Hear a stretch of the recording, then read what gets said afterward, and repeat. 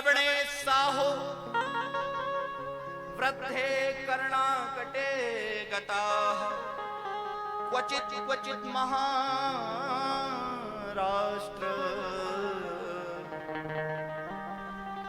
गुर्जरे जीर्णतां गताः। भक्ति की शुरुआत द्रवणे साहो, भक्ति का जन्म द्रवण यानी दक्षिण भारत में हुआ है। आई बात समझ में? भक्ति जो है दक्षिण भारत से प्रकट हुई है। सबसे ज्यादा भक्त दक्षिण भारत में हैं। आज भी वहां पे जाओ तो वहां पे हर घर में,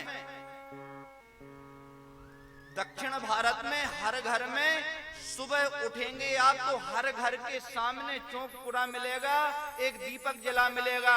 रात्रि में यदि कोई कार्य करने ठेला चलाने वाला भी है, जिस स्थान पर वह रहता है चलाता है ठेला, चाहे वो चाट का ठेला, फुल्की का ठेला, चाहे कपड़ों का ठेला अभी रखे हैं, तो वहां की एक प्रथा बड़ी भयंकर है। रात्रि में जब वह दुकान को बंद करेगा तो वो दुकान को उसको आगे खिसका करके उसके नीचे लीप करके गौ के गोबर से, वेद लक्षणा गौ माता के गोबर से लीप करके उसमें जो है चौक पूरेगा, दिया जलाएगा और फिर प्रणाम करके घर को जाएगा। जब दक्षिण भारत की प्रथा आज भी चल रही है। रात्रि में दुकान बंद करने के बाद घर के सामने दीपक जलाएगा। प्रातः जब होगा तो पुनः चौका उसको सामने लीप करके गेट के द्वार पर, मुख्य द्वार पर, और दीपक जला करके देहली पूजन करेगा। आज भी प्रथा है। और ऐसा यदि व्यक्ति रोज करता है उसका व्यापार कभी कम नहीं सकता, उसका व्यापार बढ़ेगा। आई बात ध्यान में? व्यापार में कमी आ रही है, क्या करें? चल नहीं रहा है व्यापार। कभी दीपक जलाए नहीं। दीपक का मतलब है भगवान नरसिंह को प्रणाम करना।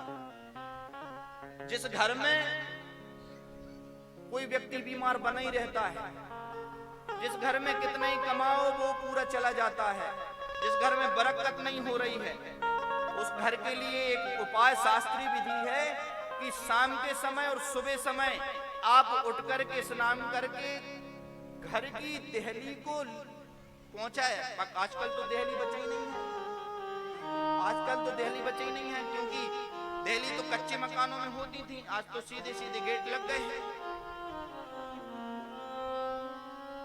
एक काला नांग भी देहली को नाकता नहीं है। काले नांग की यह बड़ी भयंकर वो है स्थिति है कि यदि उसने देहली को नाक दिया तो वो मर जाएगा।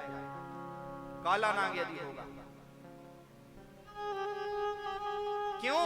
क्योंकि देहली पर कौन वास करते हैं? ओम नमो भगवते नरसिंहाय नमस्ते जस तेजसे आविराविर वज्र नख वज्र दंष्ट कर्माशयारंदय तमो तमो ग्रस ग्रस स्वाहा। भगवान नरसिंह विराजते हैं देहली पर। कौन? भगवान नरसिंह। देहली पूजन रोज जो करता है, घर में देहली पर जो रोज सुबह शाम पानी से उसको, यदि पक्की है तो पानी से पोंछा लगा दे, और पक्की नहीं है तो रोज उस पर गौ के गोबर से लीपे देहली को। और सुबह और शाम के समय, क्योंकि शाम के समय रुद्रगण चलते हैं। कौन चलते हैं? भूत प्रेत, उनकी शक्ति भयंकर रहती है।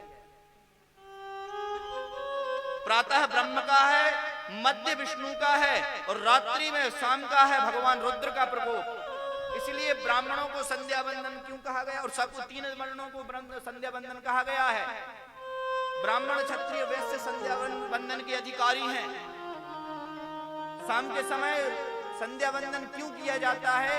क्योंकि भगवान रुद्र की वह महिमा है, भगवान रुद्र प्रसन्न होते हैं। शाम के समय भोजन नहीं करना चाहिए, शाम के समय सोना नहीं चाहिए, शाम के समय व्यवहारिक क्रियाएं नहीं। व्यवहारिक क्रियाओं का मतलब है, व्यवहारिक क्रियाओं का मतलब है पढ़ाई भी नहीं करनी चाहिए शाम के समय। शास्त्र में लिखा है शाम के समय आप जिस बात को रटेंगे वो है आपकी घटेगी, बढ़ेगी नहीं। तो शाम के समय करना क्या चाहिए? बोले शाम के समय केवल माला लेकर के भगवान का भजन करना चाहिए।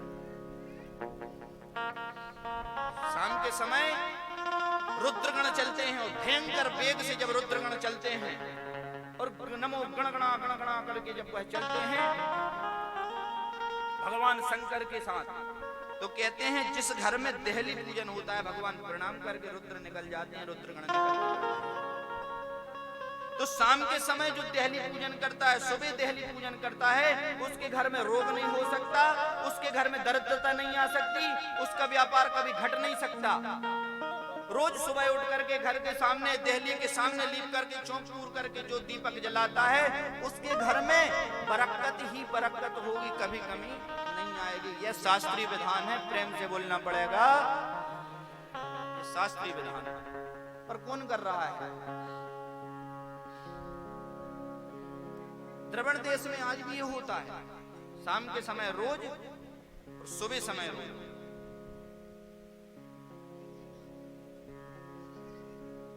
मैं उत्पन्न द्रविण सा हो, द्रविण में उत्पन्न हो, क्योंकि सबसे ज्यादा भक्ति द्रविण में मिलती है। केरला का मंदिर है भगवान पद्मनाभ, पद्मनाभ मंदिर में धोती पे ही जाना पड़ेगा, लुंगी लपेटो, तन पे कोई कपड़ा नहीं, जब अंदर प्रवेश होगा। दक्षिण भारत में प्रायः मंदिरों में लाइट नहीं जलती, अंदर दीपक सजे रहते हैं। यह भक्ति है, दीपों से भगवान को जगमाया जाता है।